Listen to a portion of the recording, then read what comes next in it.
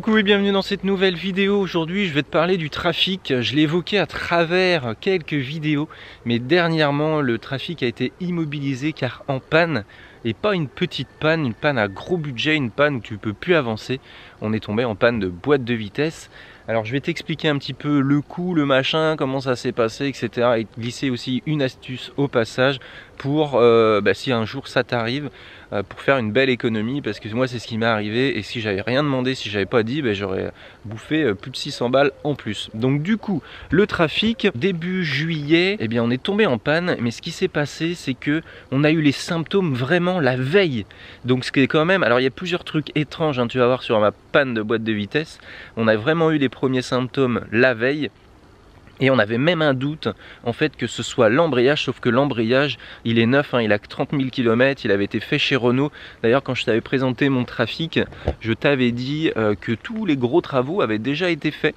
Et au final, en gros travaux, il restait en potentiel plus que la boîte de vitesse ou carrément le moteur. On va pas aller jusque là, enfin je croise les doigts en tout cas. Et bien bingo, c'est la boîte de vitesse, donc un an plus tard, qui nous craque dans les pattes.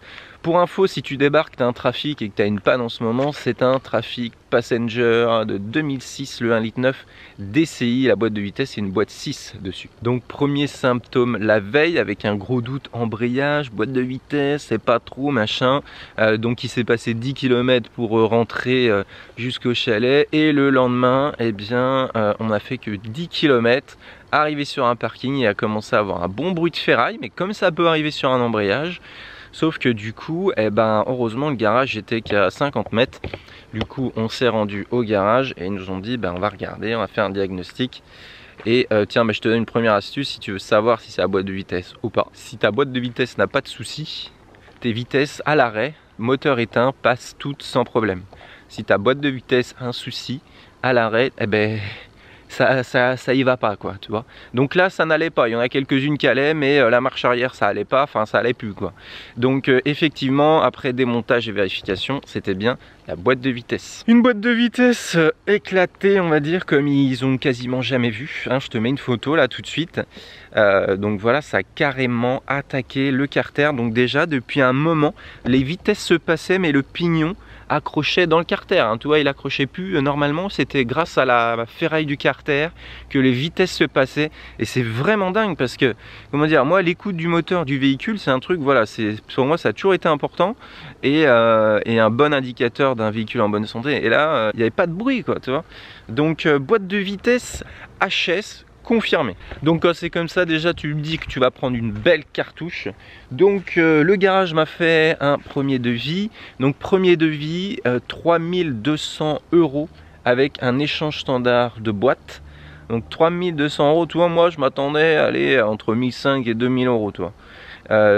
3200 € parce que la boîte en échange standard en provenance de chez Renault, là c'était pas un garage Renault, elle était à plus de 2000 € hors taxe. Donc c'était déjà énorme, hors main d'œuvre, tu vois.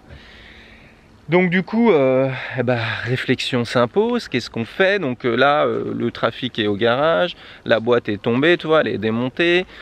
Qu'est-ce qu'on fait? Je me dis, je regarde un petit peu combien ça coûte une boîte en échange standard, et je vois que les prix varient de, sur le net, de 700 € à plus de 1000 €. Mais je me dis, on est quand même loin des 2200 € hors taxe de la boîte en échange standard de chez Renault.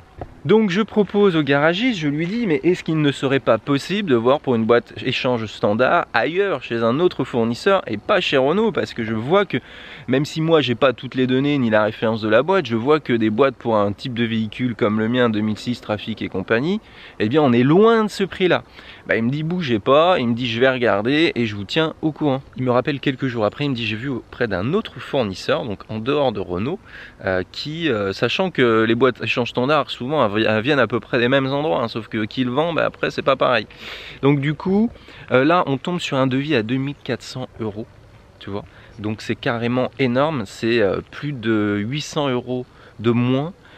Avec une boîte échange standard pareil, posée, installée, et tu repars, quoi.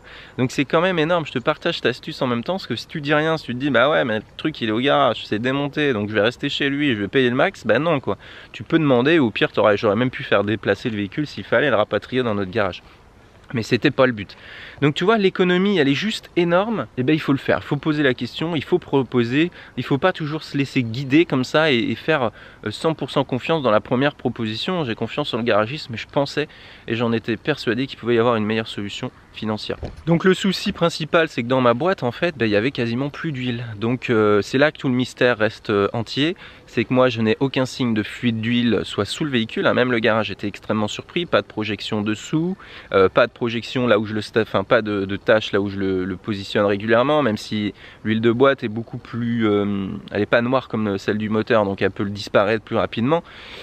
Du coup j'ai même remonté sur l'ancien garage Renault qui avait fait l'embrayage, ce qu'ils auraient pu oublier, faire une connerie en changeant l'embrayage, j'ai oublié de remettre la boîte dans l'huile, sauf qu'il y a eu 30 000 km fait depuis et c'est impossible. Donc c'est impossible qu'il n'y ait pas eu d'huile. Au pire j'aurais fait 500 km et la boîte aurait craqué quoi.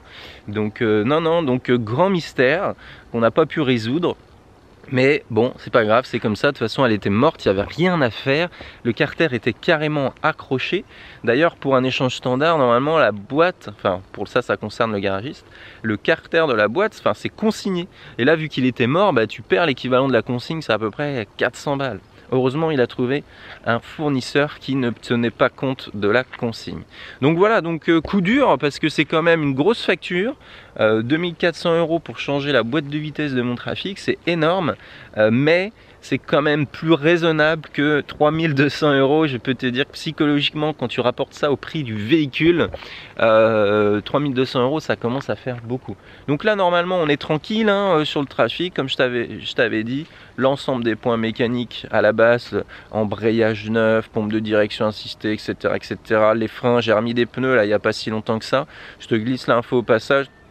J'ai mis du 4 saisons, comme ça je suis bien pour toutes les saisons, en toutes circonstances, en fonction de où je veux aller avec le van. Bon en tout cas voilà, c'est ça que je voulais te partager, comme ça si tu as le souci, si ça t'arrive, tu as une indication de prix, il y avait à peu près, donc dans le prix, à peu près 500 € de main d'œuvre, donc il était pas cher, on est sur du 45 € hors taxe de l'heure. Dans les concessions souvent on est aux alentours de 75 €, toi. Donc pas cher en main d'œuvre. Si avec la main d'œuvre à payer, je peux te dire que bon, c'est le coût de la boîte vraiment qui vient puncher la facture. Parce que quand tu déduis de 2400 € la main d'œuvre, et ben à la fin tu vois le prix de la boîte, c'est énorme. Donc voilà, n'hésite pas à réagir dans les commentaires. Est-ce que tu as une grosse panne sur ton van, sur ton Trafic, ou même si tu as un Opel Vivaro, tu vois, ça peut te donner une idée en termes de réparation et de travaux pour une boîte de vitesse. Allez, je te dis à bientôt dans une prochaine vidéo. Bye bye.